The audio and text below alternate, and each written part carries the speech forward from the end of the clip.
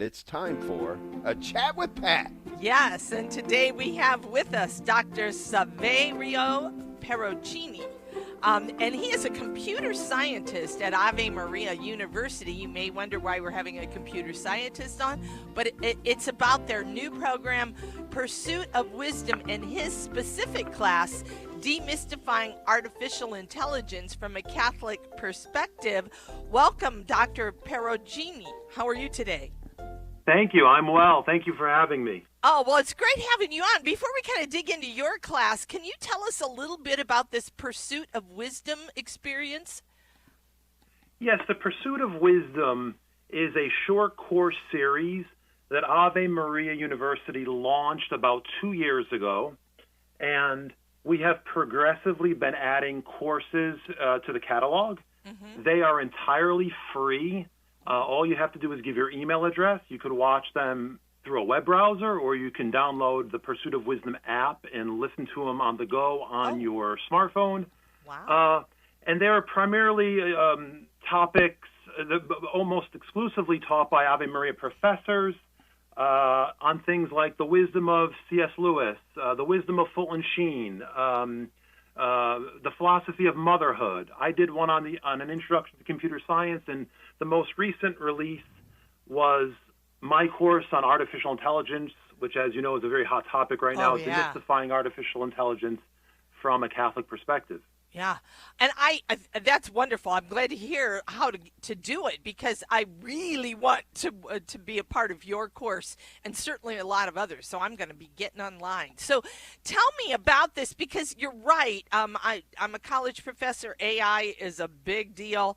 Can you tell us kind of about what are the positive and negative? Because it seems like we're at one extreme or the other. Let's not go there, or everything should be AI. So can you give us a better, reasonable perspective of this? Yeah, I think, since the release of ChatGPT in November of 22, the headlines on AI have been absolutely sensational. I mean, it's being touted as a panacea for everything from, educating our youth to curing cancer. So we really need to take our time and separate fact from fiction. Yep. What AI really excels at is what's called narrow AI. And narrow AI is essentially targeted. It excels at straightforward but tedious and highly repeatable tasks where the consequences of failure are low. Okay. That's in stark contrast to something that's being floated around called AGI, or Artificial General Intelligence, which is a single system operating across all cognitive domains, performing any task within the scope of human intelligence, and that's currently a fantasy. So I think when you talk about AI, there are niche domains where it can have a huge impact. Mm-hmm. For instance, if somebody's in a warehouse and normally a human climbs several stories to retrieve a box or store a box, if a robot can do that, now the human may not die if they fall off the ladder or the scaffold. Okay. But when we start to talk about AI in terms of things like education and more, as particularly at the K through 12 level, it's absolutely absurd. Mm-hmm. Now, do you notice, because, again, at the college level, I know people keep saying we need to train our students to use AI as a tool, but I have noticed that my students use it as a replacement for doing their work. They just plug in all the information from an assignment and let it write its paper. So how do we deal with that? I've been trying to find different ways, but is that something that we just need to figure out different ways of assessing? Are there ways that we can recognize it quicker? Can you give us any insight into that, especially as teachers are looking at it? It's a really challenging problem. It's super challenging. First, I would say, and I'm pretty emphatic about saying this, I don't think AI is a tool.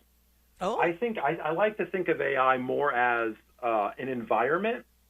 And it's an environment that affects the way we interact with the world, and often it's it influences us in ways that we're not even aware of. It shapes our thoughts, our interactions, and our lives in ways we're unaware of, and certainly in ways that we don't endorse it of doing so.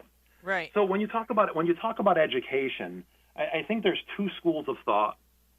There maybe three. One is no, outlaw entirely, ban it.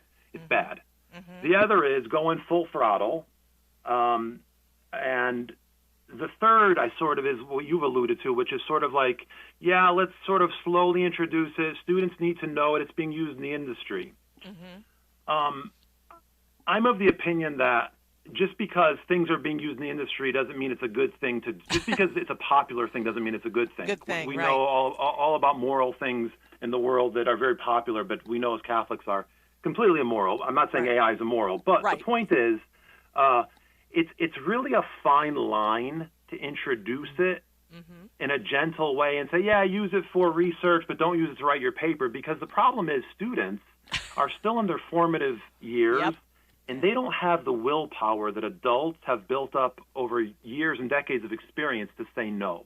Exactly. So you're really opening up Pandora's box, and it really runs contrary to the learning goals of most courses. Yeah. So one of the things, obviously, your title includes Catholic perspective.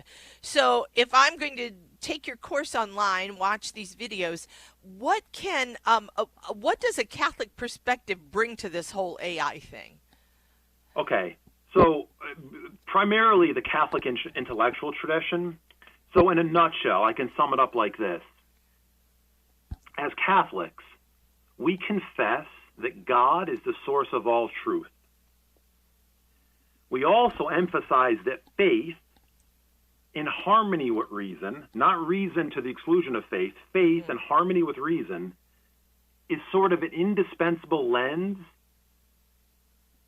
through which to search for truth. Okay. That's number one.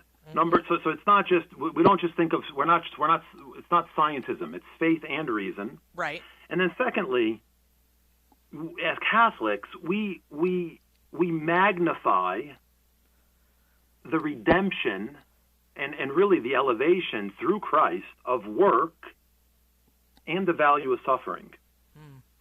If AI is going to replace work, we know through Christ's sacrifice, work has redemptive value and suffering certainly has value. And therefore, the Catholic intellectual tradition brings a unique perspective to the confusion and sensationalism surrounding AI right now, because it's posited as something that's going to eliminate suffering and even make us live forever. Right. But the problem is that Christ solved that problem 2,000 years ago. Right. Right. So we don't need AI to solve that problem. Yeah, it's a very materialistic look at the human person, isn't it? Jeez. Well, thank you so much for being with us, Dr. I've got to get this right, Perugini. I really appreciate it. This was great. I can't wait to take your course. Thank you so much. And thank you for having me. Oh, yeah. God Have a good weekend ahead. Our guest today, Saverio Perugini. And we're talking about this pursuit of wisdom, free courses through Ave Maria. Man, this sounds amazing. And his is on Demystifying Artificial Intelligence from a Catholic perspective, which, boy, I really want to take a look at, because he has a different take on it. I hear so much about it, but it's nice to hear somebody talk about it through the Catholic lens.